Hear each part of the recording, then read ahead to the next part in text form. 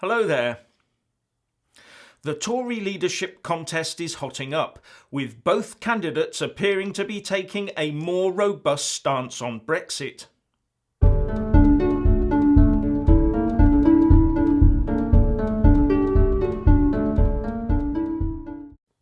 We now have stories emerging of a Boris Johnson plan to form a Brexit war cabinet to force the UK exit from the EU within his first 100 days as Prime Minister, while Jeremy Hunt is now talking about the possibility of withholding part of the £39 billion so-called Brexit divorce bill.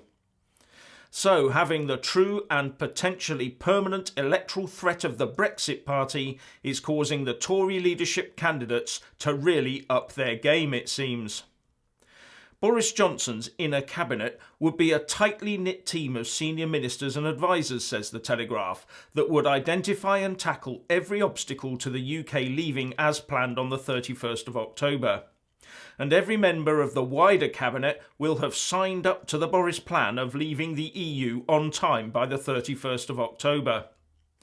Also, in a move to bolster the UK internally, there are reports that Boris Johnson would add the title Minister for the Union to the PM's official title of First Lord of the Treasury.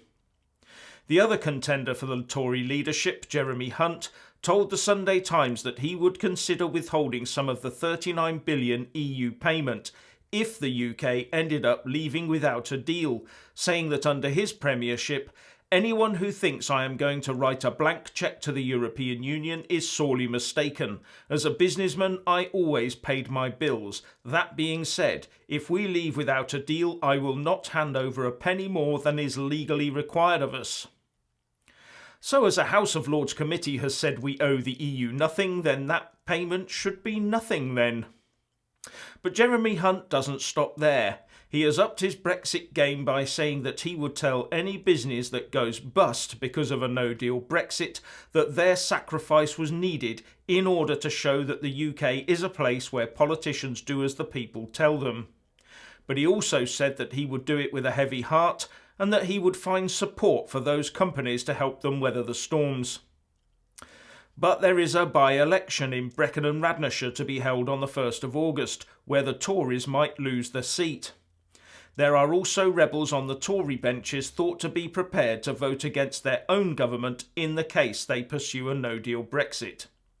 As a result, we might find that by the time the Tory leadership contest is over, the winner may not have sufficient majority to hold the confidence of the House of Commons. One unnamed cabinet minister is quoted in the Express as saying, "The problem is that some of my Remainer colleagues will support a vote of no confidence in Boris.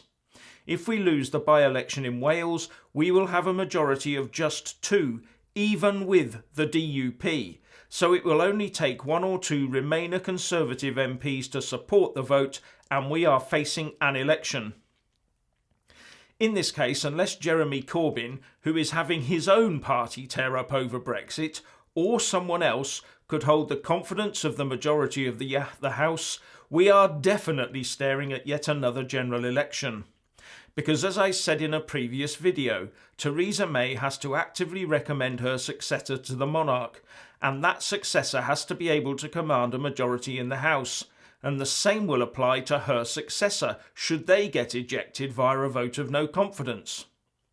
And a general election is where Nigel Farage and the Brexit Party could, or should I say would, wreak havoc with both the Tories and Labour. And the Brexit Party is now on a full general election footing, reports the Express, with a vote in October or November looking more and more likely. The Brexit Party is holding a big meeting in Birmingham today to unveil the first 100 of their potential Westminster candidates, as well as some post-Brexit policies. Now, there is the important point that a general election is, of course, one of the qualifying reasons the EU has laid down for the UK to have another Article 50 extension, isn't it?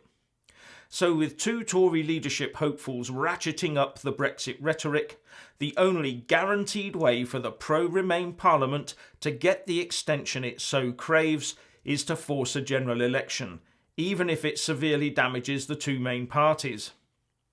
But if a general election is such a high probability, that would surely mean that the winner of this current Tory leadership contest is facing a tough competition, followed very quickly by a surefire loss of a vote of no confidence. How could they take their party into a general election having just lost a totally predictable vote of confidence in the House, where some of their own MPs actually voted against them? Makes you wonder why they're trying so hard, doesn't it? And I would think that any motion bringing forward a vote of no confidence would end up containing the requirement for an Article 50 extension to be negotiated should a general election result. But under the Fixed Term Parliament Act, the House of Commons can also vote to hold a snap general election, as long as 2/3 of MPs vote for it. So maybe there is a plan to call for a general election before the opposition call for a vote of no confidence, because the Tory leader would then be dictating the pace. But the problem then would be that MPs would probably only vote for a general election together with another Article 50 extension and maybe even a second EU referendum thrown in for good measure. And the pressure is on, with now only 123 days to go to the latest Brexit date. Anyway, what do you think? Please share and comment, and thank you for watching. Please do like and share this video, and also subscribe to my channel. And when subscribing, please do remember to press on the little bell next to the subscribe button. That way you'll get an alert every single time I put up a new video. Thank you very much for watching.